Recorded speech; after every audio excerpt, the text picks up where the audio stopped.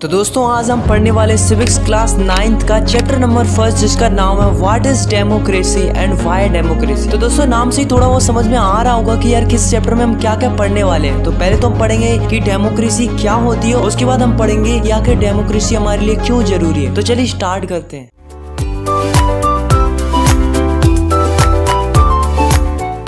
जैसा कि आप सभी जानते हैं कि इस दुनिया में कई सारे देश हैं और उन देशों को चलाने के लिए जरूरत होती है एक सरकार की, यानी कि एक गवर्नमेंट की। अब दोस्तों बात करते हैं गवर्नमेंट्स कितने टाइप्स की होती हैं। तो पहली होती है डेमोक्रेटिक गवर्नमेंट और दूसरी होती है नॉन डेमोक्रेटिक गवर्नमेंट। तो दोस्तों पहले हम बात करते हैं डेमोक्रेटिक गवर्नमेंट क्या होती है। तो दोस्तों ऐसी गवर्नमेंट जो कि जनता के द्वारा बनाई जाती है उन्हें हम क्या कहते हैं, डेमोक्रेटिक गवर्नमेंट। और दोस्तों जिस देश में डेमोक्रेटिक गवर्नमेंट होती है तो उस देश को हम क्या कहते हैं कि इस देश में क्या है, डेमोक्रेसी है। और अगर दोस्तों डेमोक्रेसी को सिंपल डेफिनेशन समझे तो democracy is the form of government which is the ruler are elected by the people. Simply democracy क्या है कि सिटीजन अपने रूलर्स का चुनाव स्वयं कर सकते हैं। अब बात करते हैं नॉन डेमोक्रेटिक गवर्नमेंट की। तो दोस्तों ऐसी गवर्नमेंट जो कि सिटीजन्स के अकॉर्डिंग नहीं बनाई जाती, मतलब जहां पर नॉन डेमोक्रेसी रहेगी वहां पर सिटीजन्स के पास कोई राइट्स नहीं होगा, कोई अधिकार नहीं होगा अपने रूलर्स और लीडर्स चुनने का। दोस्तों जैसे कि भारत के पास में ही एक देश है जिसका नाम है म्यांमार। अब दोस्तों इस देश में होता क्या था कि यहाँ पर आर्मी रूल करती थी और जो आर्मी को लीड करता था, मतलब जो आर्मी का भी लीडर था, उसे ही वहां का रूलर भी बना दिया।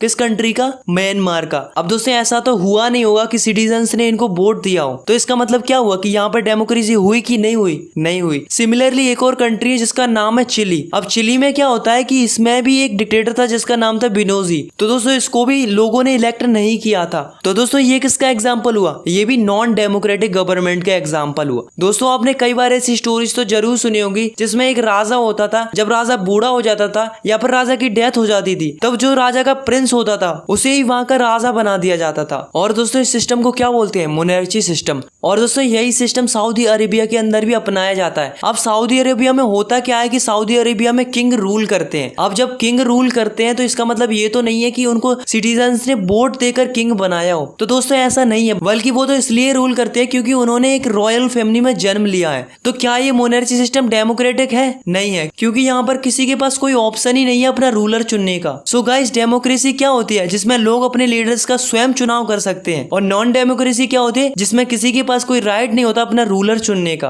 अब दोस्तों कई बार ऐसा होता है कि समझ में नहीं आता कि यार ये कंट्री डेमोक्रेटिक है कि नॉन डेमोक्रेटिक है। तो इसे जानने के लिए हमें बहुत ही केयरफुली देखना होता है कि ये कंट्री और ये गवर्नमेंट डेमोक्रेटिक है कि नॉन डेमोक्रेटिक है। तो इसे समझने के लिए हमें जानने पड़ेंगे फीचर्स ऑफ डेमोक्रेसी। तो फीचर्स ऑफ डेमोक्रेसी को समझने के लिए पाकिस्तान के एग्जांपल से शुरुआत करते हैं। दोस्तों ये बात है अक्टूबर 1919 की। अब हुआ क्या था कि जो पाकिस्तान की मिलिट्री थी वो पाकिस्तान के प्राइम मिनिस्टर के अगेंस्ट खड़ी हो गई। नवाब शरीफ जो कि प्राइम मिनिस्टर थे पाकिस्तान के, उनको पाकिस्तान की मिलिट्री ने फोर्सफुली हटा दिया और जो वहां की मिलिट्री थी वो वहां पर रूल करने लगी। अब दोस्तों हुआ कुछ ऐसा कि जो मिलिट्री को लीड कर रहे थे परवेज मुशर्रफ, उन्होंने अपने आप को वहां का चीफ एग्जीक्यूटिव घोषित कर दिया। अब बाद में उन्होंने अपना डेजिग्नेशन चेंज करके उन्होंने अपने आप को प्रेसिडेंट डिक्लेयर कर दिया। दोस्तों अब क्या हुआ कि 2002 में उन्होंने एक रेफरेंडम किया। तो दोस्तों रेफरेंडम क्या होता है कि रेफरेंडम वो होता है जैसे कि किसी भी पॉलिटिकल क्वेश्चन पर सिटीजन से उसका आंसर पूछा जाता है और फिर जो भी वहां के सिटीजन्स का आंसर होता है वही गवर्नमेंट को मानना पड़ता है। तो दोस्तों 2002 में रेफरेंडम का क्वेश्चन ये था कि परवेज मुशर्रफ को और 5 सालों के लिए प्रेसिडेंट बनाना चाहिए या नहीं। तो दोस्तों जो रेफरेंडम का जो रिजल्ट आया वो ये आया कि परवेज मुशर्रफ को 5 साल के लिए और प्रेसिडेंट बनाना चाहिए। अब दोस्तों हुआ कुछ ऐसा कि कुछ लोगों को जैसे कि पाकिस्तान की media, human right activist, democratic activist को ये लगने लगा कि ये जो रेफरेंडम हुआ है वो लीगल तरीके से नहीं हुआ है, मतलब कुछ ना कुछ गड़बड़ तो जरूर की गई है। दोस्तों जब परवेज मुशर्रफ को इस बात का पता चला तो उन्होंने अगस्त 2002 में लीगल फ्रेमवर्क इशू कर दिया जिससे उसने पाकिस्तान के कॉन्स्टिट्यूशन को ही चेंज कर दिया। अब दोस्तों इस ऑर्डर के अकॉर्डिंग प्रेसिडेंट्स के पास पावर थी कि वो national assembly and state assembly को डिसमिस कर सकता था। और दोस्तों जो national assembly and state assembly के जो सिविलियंस कैबिनेट थे उनके काम को कौन कंट्रोल करती थी? National security council. यानी कि अपन दूसरे शब्दों में कह सकते हैं कि जो पाकिस्तान की मिलिट्री थी वही इन कैबिनेट के लीडर्स को कंट्रोल करती थी। अब दोस्तों पाकिस्तान में चल क्या रहा था कि जो पाकिस्तान के लोग थे वो नेशनल असेंबली और स्टेट असेंबली में वोट तो करते थे और जो जीतता था वो किन के कंट्रोल में आता था? मिलिट्री के कंट्रोल में।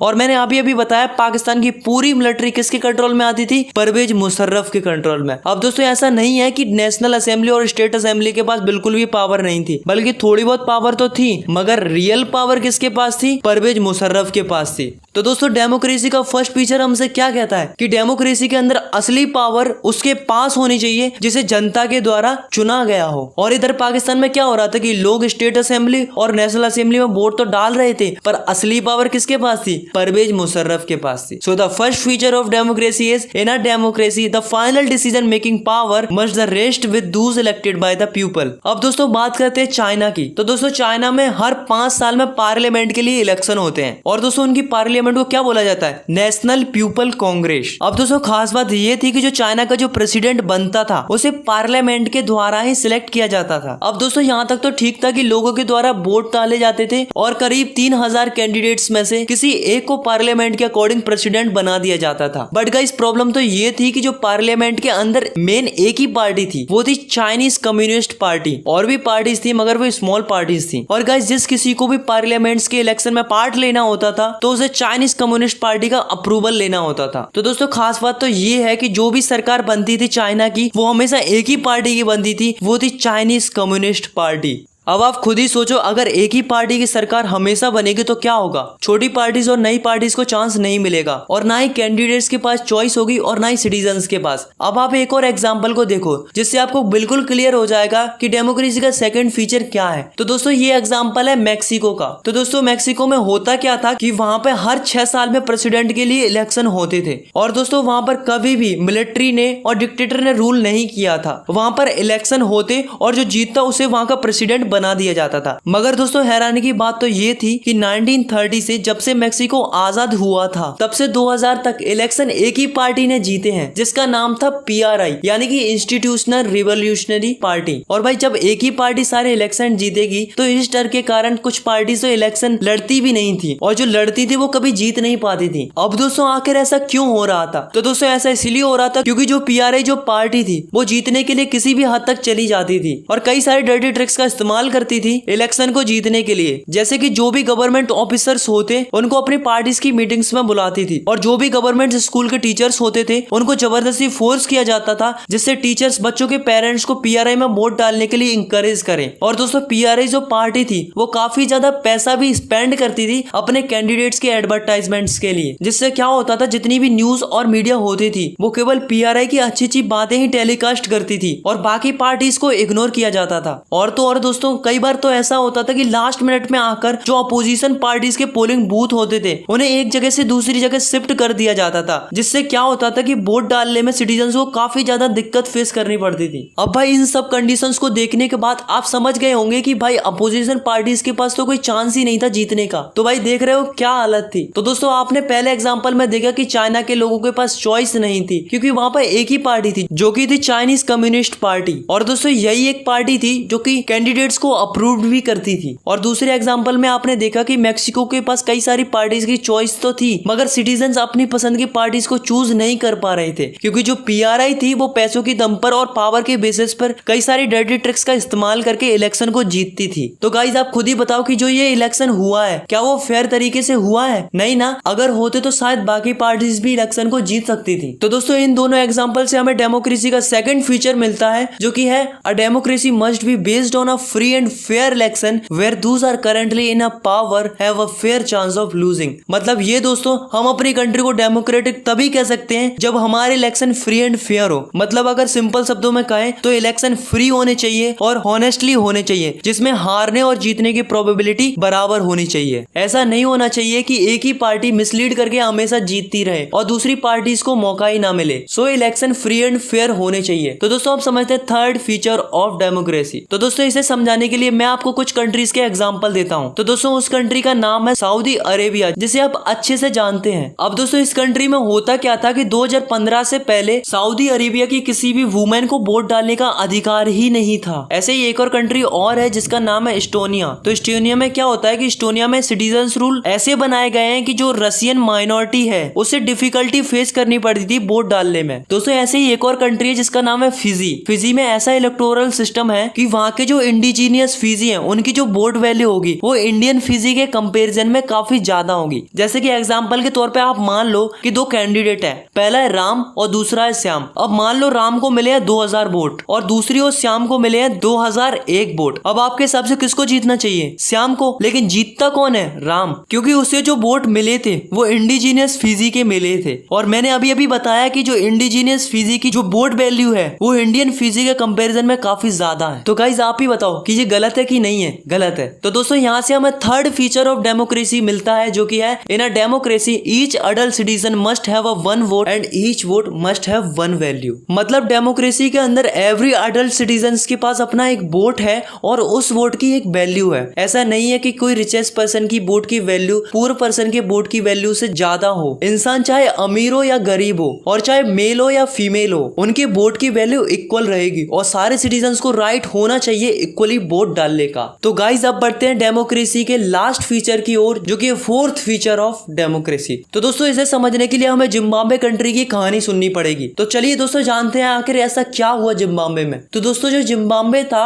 वो ब्रिटेन की कॉलोनी थी और जो जिम्बाब्वे के लोग थे उनके ऊपर व्हाइट माइनॉरिटी रूल करती थी। मतलब जो ब्रिटेन के जो गोरे लोग थे वो जिम्बाब्वे के सिटीजन्स पर रूल करते थे। दोस्तों 1980 एक ऐसी ईयर थी जब जिम्बाब्वे को इन व्हाइट माइनॉरिटी से आजादी मिली थी। मतलब 1980 को जिम्बाब्वे इंडिपेंडेंट हो चुका था। और दोस्तों जब से देश आजाद हुआ है तब से एक ही पार्टी ने जिम्बाब्वे पर रूल किया है जिसका नाम है ZANU-PF। दोस्तों इस पार्टी ने जिम्बाब्वे की आजादी में अहम भूमिका निभाई थी। दोस्तों तब से ये देश आजाद हुआ है तब से एक ही लीडर रूल करता आ रहा है जिसका नाम है रॉबर्ट मुगाबे, जो कि काफी ज्यादा पॉपुलर था। लेकिन ये इलेक्शन को फेयर तरीके से नहीं लड़ता था बल्कि काफी सारी अनफेयर प्रैक्टिसेस का इस्तेमाल करता था इलेक्शन को जीतने के लिए। जैसे कि जो रॉबर्ट मुगाबे था उसने कई बार कॉन्स्टिट्यूशन में चेंजेस लाए क्योंकि वो चाहता था कि मेरे पास ज्यादा से ज्यादा पावर आ जाए। और दोस्तों जो अदर पार्टीज के कैंडिडेट्स होते थे उनको हरेस किया जाता था और दोस्तों उनकी जो मीटिंग्स होती थी उनको भी डिस्टर्ब किया जाता था। दोस्तों अगर सिटीजन्स गवर्नमेंट्स के अगेंस्ट खड़े होकर प्रोटेस्ट करें तो उसे भी इलीगल माना जाता था। और दोस्तों जितनी भी जिम्बाब्वे की न्यूज एंड मीडिया थी उसे भी जिम्बाब्वे की गवर्नमेंट ने कंट्रोल करके रखा था। अब जो भी न्यूज दिखाई जाती थी वो गवर्नमेंट के फेवर में ही आती थी और गवर्नमेंट जैसा चाहती थी वैसा ही होता था। और तो और दोस्तों अगर कोर्ट भी गवर्नमेंट के अगेंस्ट कोई जजमेंट देता था तो गवर्नमेंट उसे इग्नोर करती थी और जो जज होते थे उनके ऊपर भी प्रेशर डाला जाता था।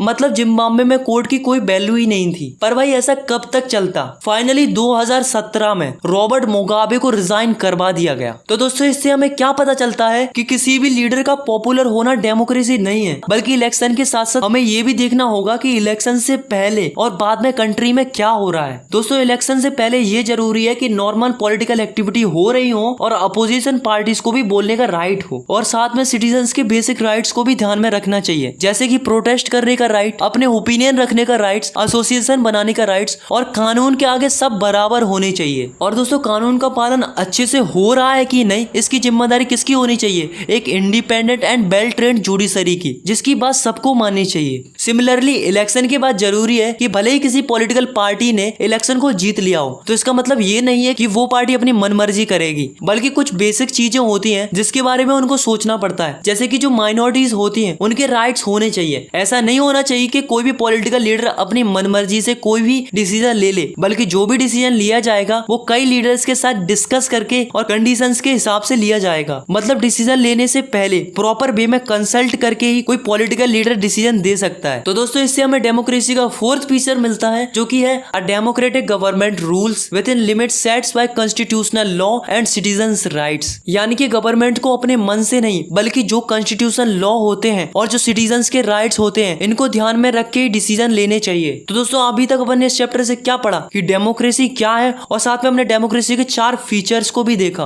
तो दोस्तों इन सब को देखने के बाद आपको ये लगने लगा होगा कि डेमोक्रेसी तो बेस्ट फॉर्म ऑफ गवर्नमेंट है, तो इसका मतलब तो सबको डेमोक्रेटिक गवर्नमेंट ही बनानी चाहिए। आपका कहना सही है, लेकिन हर एक अच्छी चीज पूरी तरीके से अच्छी नहीं होती है, कुछ ना कुछ कमियां तो जरूर होती है। ठीक उसी प्रकार से डेमोक्रेसी के अंदर भी कुछ कमियां हैं। तो चलिए जानते हैं कि ऐसे कौन कौन से डीमेरिट्स हैं डेमोक्रेसी के। So the next topic is arguments against democracy. तो दोस्तों पहला डिमेरिट तो यही है कि जो हमारे लीडर्स होते हैं वो हर समय बदलते रहते हैं। अब बदलने से क्या लॉस होता है कि जो गवर्नमेंट की स्टेबिलिटी होती है उस पर काफी ज्यादा फर्क पड़ता है और साथ में अनस्टेबिलिटी भी बनी रहती है। और अनस्टेबिलिटी के कारण जो बड़े बड़े डिसीजंस होते हैं उन्हें लेने में गवर्नमेंट को दिक्कत फेस करनी पड़ती है। दूसरा डिमेरिट ये है कि आप तो जानते ही हैं कि डेमोक्रेसी में कई सारी पार्टीज होती हैं और दोस्तों इलेक्शन को जीतने के लिए पार्टीज के बीच में कंपटीशन एंड पावर प्ले होता रहता है, जिससे आम सिटीजन्स को काफी ज्यादा डिस्टर्बेंस होता है। थर्ड डिमेरिट ये है कि डेमोक्रेसी में कोई भी डिसीजन लेने से पहले कई लोगों के साथ कंसल्ट करना पड़ता है, जिसकी वजह से कोई भी काम को करने में डिले हो जाता है। अब बात करते हैं फोर्थ डिसएडवांटेज की। तो जो लीडर इलेक्ट होकर आए होते हैं और उन्हें आपके बारे में और आपके इंटरेस्ट के बारे में बिल्कुल भी एक्सपीरियंस नहीं होता है, जिसकी वजह से बहुत से गलत डिसीजन भी ले लिए जाते हैं जो कि सिटीजन्स के लिए काफी ज्यादा प्रॉब्लमेटिक साबित हो सकते हैं। दोस्तों जैसा कि हम सभी जानते हैं कि कंट्री में करप्शन तो होता ही है, लेकिन हम इसे खत्म नहीं कर सकते